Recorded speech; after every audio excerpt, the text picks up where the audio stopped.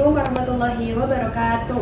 Waalaikumsalam warahmatullahi wabarakatuh. Selamat siang anak-anak semua. Siang, Ibu. Apa kabarnya hari ini? Alhamdulillah luar biasa. Allahu Akbar. Dan sebelum kita mulai pembelajaran hari ini, alangkah baiknya kita berdoa dulu ya. Boleh dipimpin oleh satu orang, oleh Sabrina. Teman-teman, mari kita berdoa dulu sebelum pembelajaran dimulai. Berdoa. Selanjutnya Ibu akan mengecek kehadiran terlebih dahulu. Apakah ada yang tidak hadir? Hadir semua. Oke, kesetimbangan kimia. Kira-kira kesetimbangan kimia itu apa sih? Reaksi bolak-balik. Oke, reaksi bolak-balik. Reaksi yang Seimbang. ada lagi? Di pertemuan sebelumnya kita sudah membahas mengenai laju reaksi ya. Nah, jika konsentrasi reaksi diperbesar, bagaimana pengaruhnya terhadap laju reaksi? Semakin cepat. Oke. Jika suhu dinaikkan, bagaimana pengaruhnya terhadap laju reaksi? Cepat bereaksi. Nah, oke. Semakin apa tadi? Cepat bereaksi. Sebelum itu, Ibu akan menyampaikan dulu tujuan pembelajarannya. Yang pertama, menganalisis pengaruh perubahan konsentrasi dan suhu terhadap pergeseran kesetimbangan kimia. Yang kedua, melakukan percobaan pengaruh konsentrasi dan suhu terhadap pergeseran kesetimbangan. Yang ketiga, menyimpulkan hubungan perubahan konsentrasi dan suhu dengan arah pergeseran kesetimbangan. Nah, di sini Ibu akan membagi kalian ke dalam dua kelompok. Ini kelompok yang pertama dan ini kelompok yang kedua. Boleh kita buka dulu di bagian depan. Ya, ada orientasi masalah di situ, bisa dibaca terlebih dahulu oleh anak-anak semua. Nanti dari masalah yang udah Ibu sajikan, kalian bisa menuliskan dua rumusan masalah dengan dua hipotesisnya.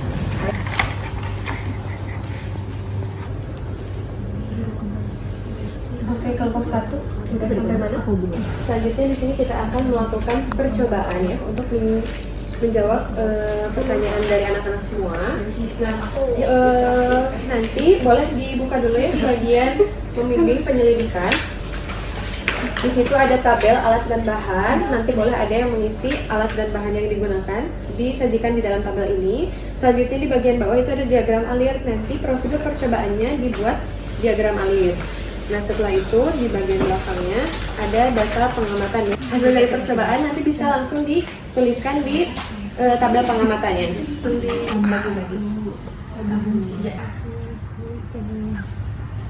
Harusnya ada campur sih. Oke, gimana kelompok satu?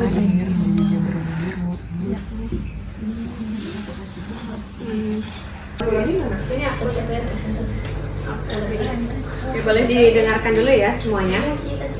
Jadi pada tabung pertama itu kontrol ya, hanya ditambahkan FeCl dan juga KSCN. Nah, dengan jumlah yang sama pada tabung 2, 3, dan 4. Namun pada perlakuan tabung 2, 3, dan 4 itu dilakukan penambahan lagi.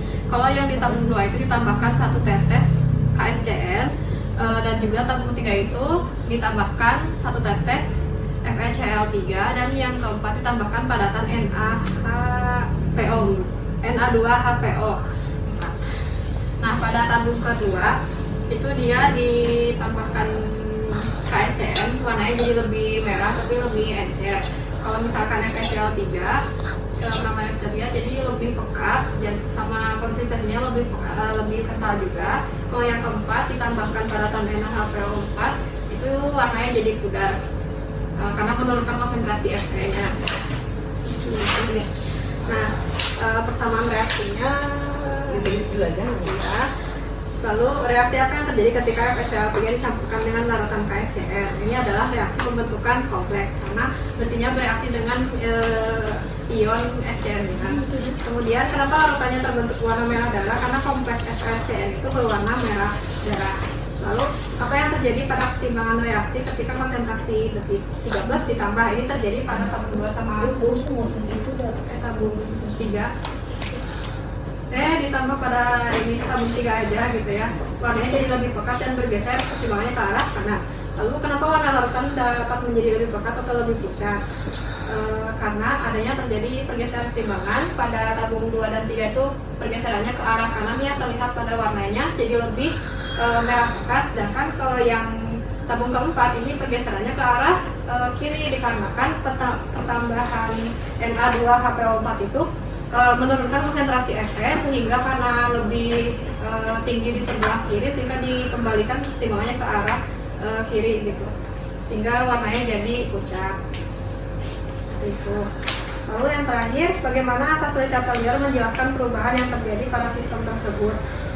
Jika suatu reaksi ditambahkan tekanan gitu pada salah satu gangguan pada salah satu sisinya, misalkan ditambahkan reaksi seperti FeCl3 atau KSCl, maka sisi yang lain akan menyeimbangkan juga, sehingga seperti tadi misalkan ya, ditambahkan Fe3+ sehingga produknya jadi lebih pekat, atau dikurangkan si Fe-nya di sebelah kiri sehingga warnanya jadi lebih pucat seperti itu.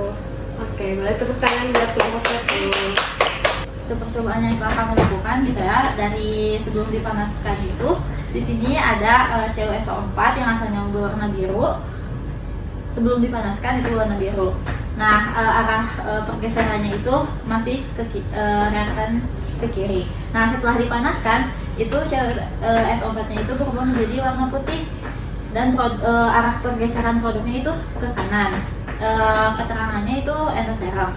Nah, setelah didinginkan dan kemudian ditetesi dengan air, si warna reaktan itu berubah menjadi biru kembali. Nah, reaktan itu berubah menjadi ke kiri lagi. Nah, ini maksudnya eksoterm. Nah, persamaan reaksinya bisa kalian di sini. Reaksi yang terjadi ketika kristal CuSO4 5H2O dipanaskan itu kristalnya berubah menjadi warna putih. Mengapa kristal tadi berwarna biru sedangkan CuSO4 anhidrat itu berwarna putih? Karena CuSO4 5H2O itu mengandung air, sedangkan CuSO4 anhidrat itu sudah tidak ada air lagi gitu. Makanya jadi warna tidak berwarna.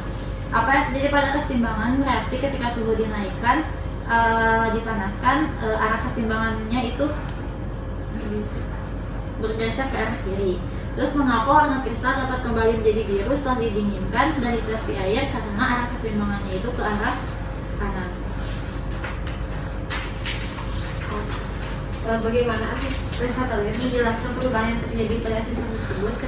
Ketika suhu naik itu arah kesetimbangan itu endoterm, terus ketika suhu turun jadi arah kesetimbangan itu bergeser ke arah mesoterm. Jadi kesimpulannya itu perubahan suhu itu menggeser arah kesetimbangan. Ketika suhu naik itu akan bergeser ke arah endoterm, dan ketika suhu turun itu akan bergeser ke arah mesoterm.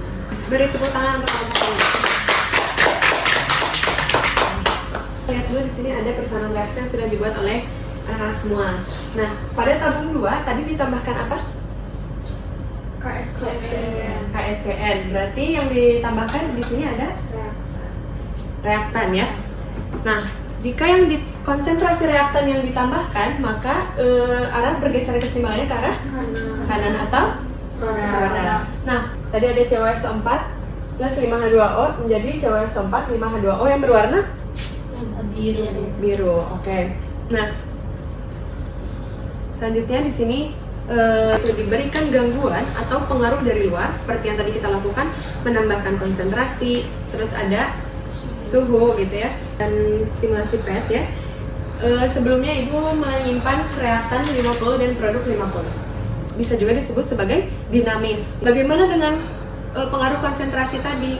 Di sini ibu memberikan perbedaan ya. Kita lihat di sini huruf A-nya itu lebih besar ya. Huruf A itu adalah reaktan. Jadi maksudnya konsentrasi dari reaktannya itu akan lebih besar. Nah, menurut asas Lechatelier dia akan mempertahankan kondisi ini. Tadi ketika dipanaskan maka kesetimbangan bergeser ke arah kanan. Oke. Yang kedua sama KSCN.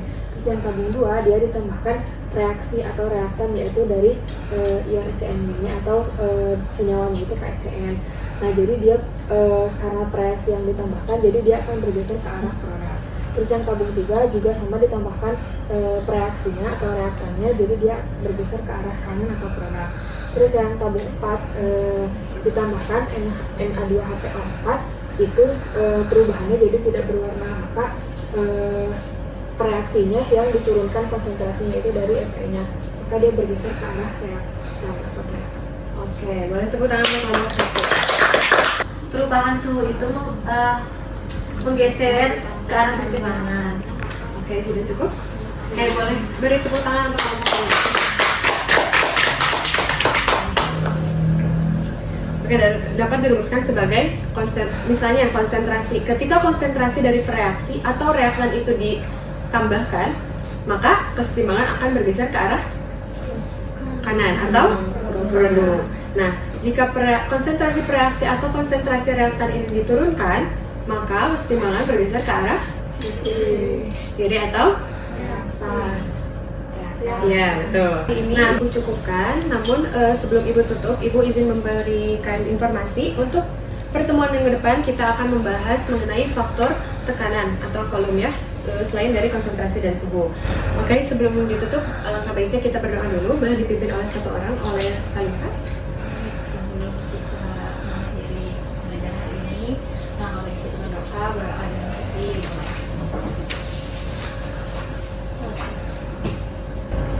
Oke, baik, terima kasih Salisa telah memimpin doa. Untuk pembelajaran dan pertemuan hari ini dicukupkan sekian. Mohon maaf bila ada kesalahan dan semoga bisa bermanfaat ilmunya bagi anak-anak semua. Ibu tutup, wassalamualaikum warahmatullahi wabarakatuh.